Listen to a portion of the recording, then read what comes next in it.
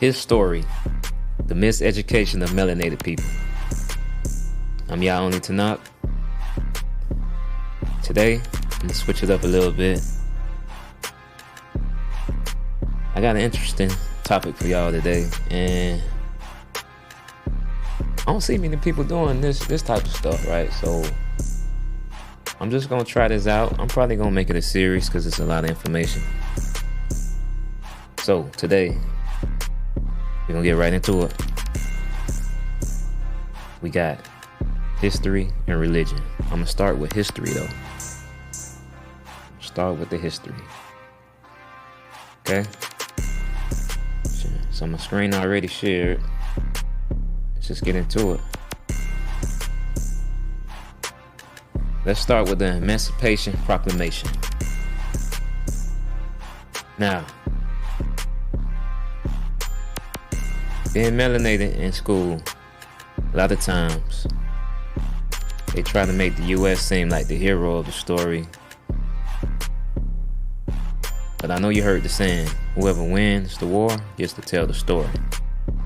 I know you heard that before. So let's get into it. The Emancipation Proclamation.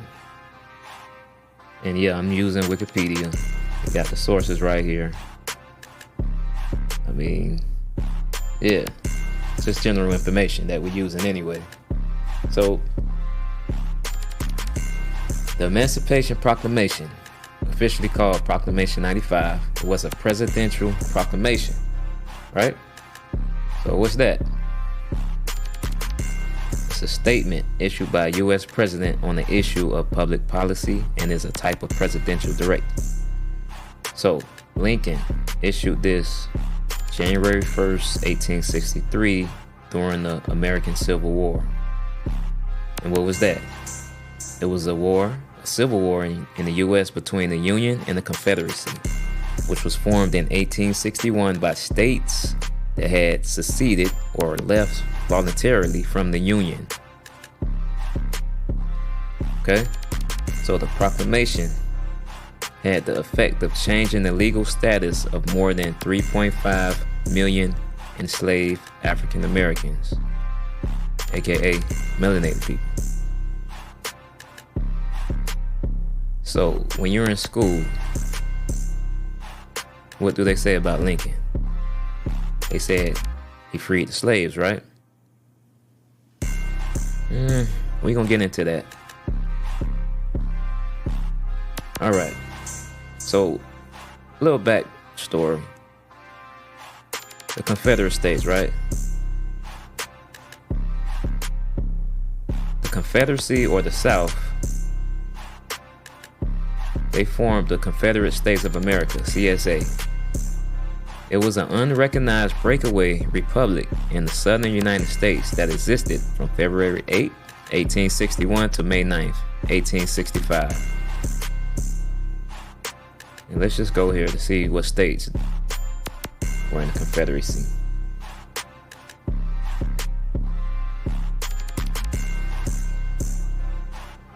The Confederacy was composed of 11 U.S. states that declared secession. What's secession? Voluntary withdrawal, okay? Of one or more states from the Union that constitutes the U.S. or the United States, right? So they declared secession and warred against the United States during the American Civil War. These states, there were how many states? 11. South Carolina, Mississippi, Florida, Alabama, Georgia, Louisiana, Texas, Virginia, Arkansas, Tennessee, and North Carolina.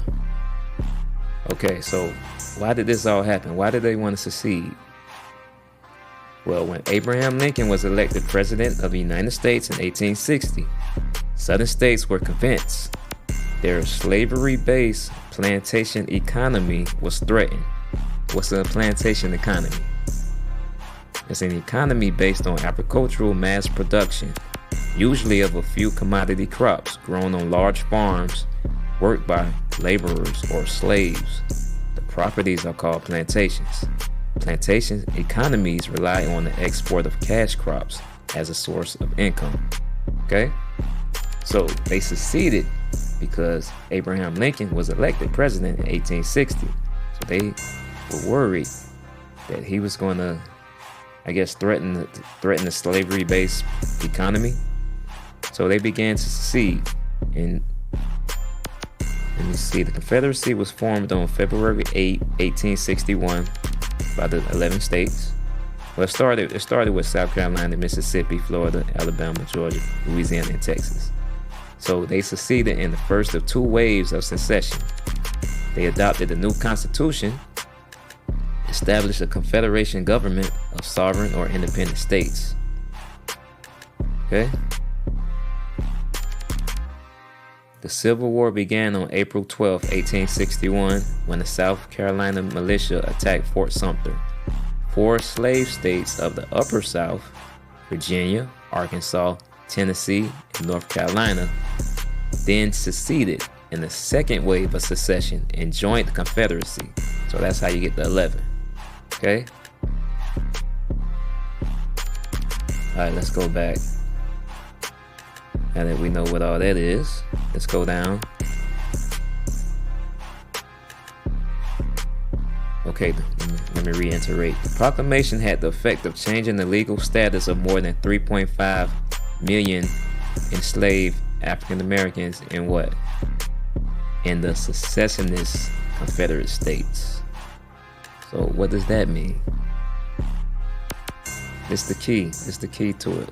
A lot of people don't get, or a lot of people don't understand, or they didn't hear, or like I say, miseducation, it wasn't taught.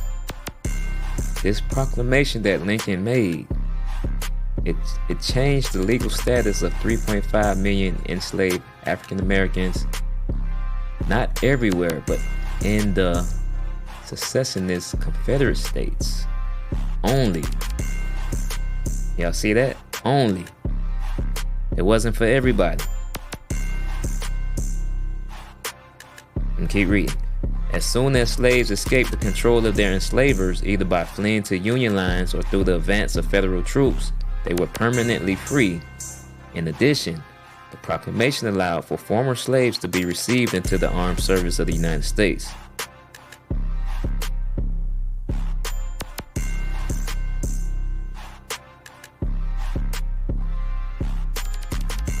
And this is the preliminary emancipation on September 22nd, 1862.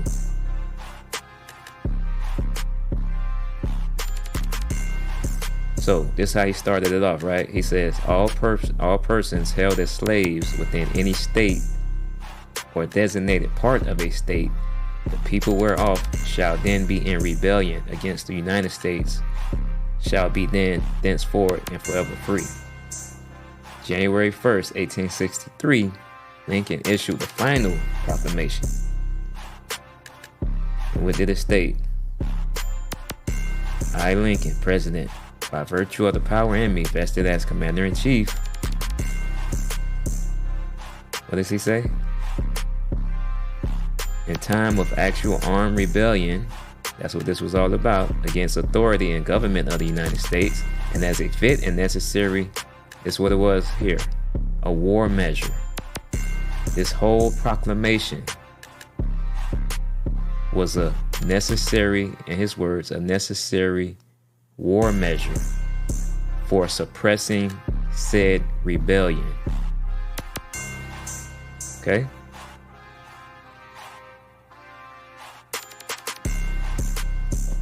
I want y'all to think about that for a minute. I'm gonna just leave it there for a minute. This whole Emancipation Proclamation was not because he had a moral idea or his conscience was bothering him or he wanted to free the slaves because he was a good guy. It wasn't about any of that. It tells you right here in the Emancipation, in the final Emancipation, what this whole thing, he explains what it was about. It was a fit and necessary war measure. So this was a war tactic. And he only freed slaves in the Confederate States. all the Union states still were able to have the slaves. If they had slaves, they were able to keep the slaves. He didn't touch those slaves. So,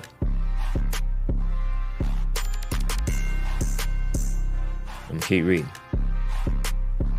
As a fit and necessary war measure for suppressing said rebellion, do order and designate as the states and parts of states wherein the people thereof are this day in rebellion against the United States. Lincoln then listed the 10 states still in rebellion, excluding parts of states under Union control. So these people who are under the Union control and the Union states, I'm gonna just keep reading. I do order and declare that all persons held as slaves within said designated states and parts of states are henceforward shall be free. Such persons of suitable condition will be received into the armed service of the United States, and upon this act, sincerely believed to be an act of justice, warranted by the Constitution upon military necessity, I invoke the considerate judgment of mankind and the gracious favor of Almighty God.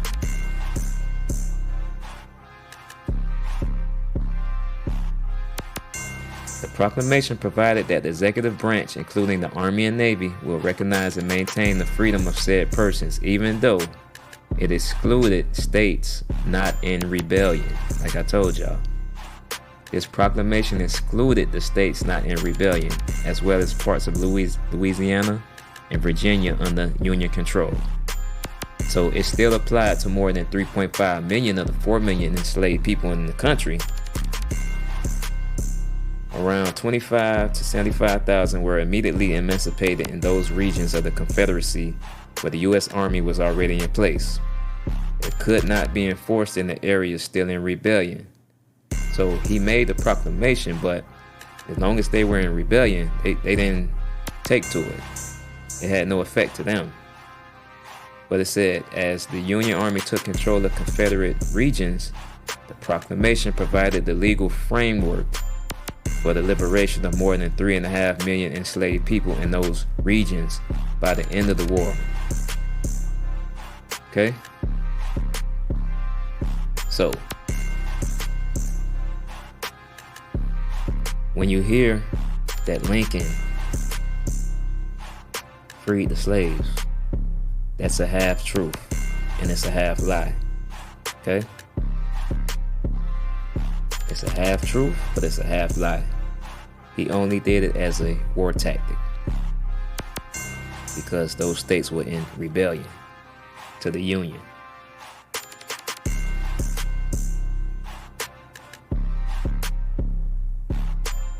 Also, what's a proclamation? It's not a law. What is it? It's a statement issued by a U.S. president on an issue of public policy. Alright? So he's proclaiming something as it's a presidential proclamation, okay?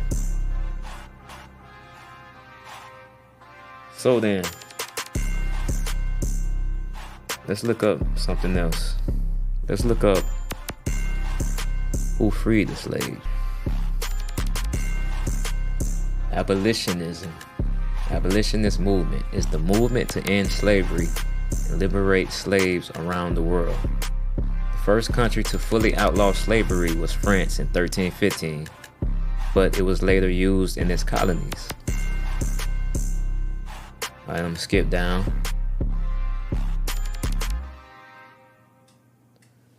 The British abolitionist movement began in the late 18th century, and the 1772 Somerset case established that slavery did not exist in English law.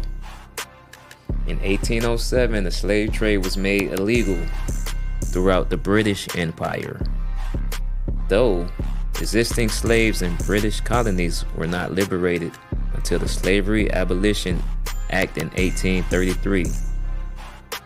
Vermont was the first state in America to abolish slavery in 1777. By 1804, the rest of the northern states had abolished slavery, but it remained legal in southern states. By 1808, the United States outlawed the importation of slaves, but did not ban slavery outright until 1865. Okay, let's see what the British came up with this Slavery Abolition Act. This is in 1833, before the U.S. even wanted to ban slavery. It was an act of Parliament of the United Kingdom which provided for the gradual abolition of slavery in most parts of the British Empire, passed by Earl Grey's reforming administration. It expanded jurisdiction of the Slave Trade Act of 1807. In Eastern Europe, let's continue. Groups organized to abolish the enslavement of the Roma, Wallachia, and Moldavia between 1843 and 1855. Okay, the United States would pass the 13th Amendment in December 1865 after having just fought a bloody civil war ending slavery except as a punishment for crime. So this leads me into another topic, which I'm just going to briefly touch on. So 1865, the U.S. made the 13th Amendment. They passed it. Okay? And what that did, it legally ended slavery, except as a punishment for crime. So, even today, if someone gets convicted of a crime, they go to prison.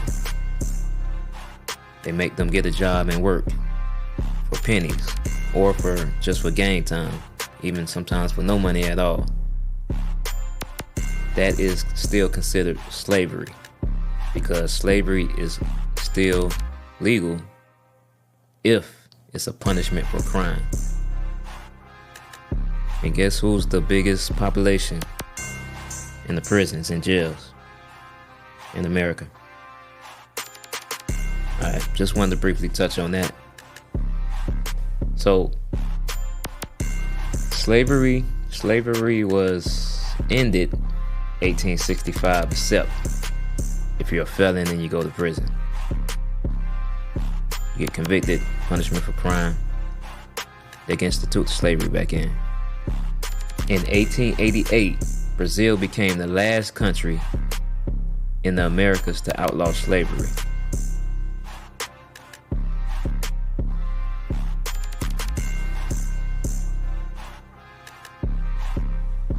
Okay, so